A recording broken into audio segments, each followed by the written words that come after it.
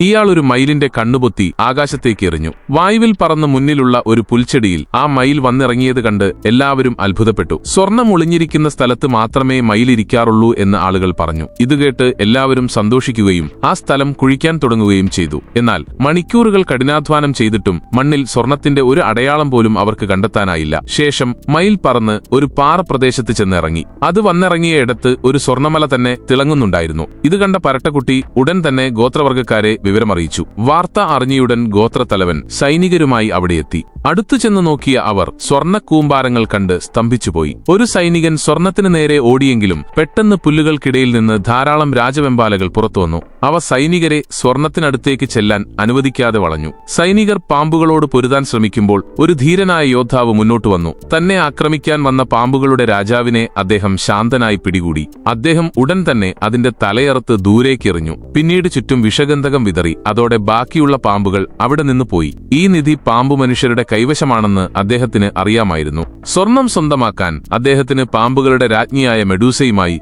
യുദ്ധം ചെയ്യേണ്ടിവരും. അതിനാൽ അദ്ദേഹം തന്റെ ശരീരം മുഴുവൻ ഗന്ധകം പൂശി. കാരണം ഇനിയൊരു വലിയ യുദ്ധം തുടങ്ങാൻ പോകുന്നതേയുള്ളൂ. സബ്സ്ക്രൈബ് ചെയ്താൽ നാളെ കാണാം.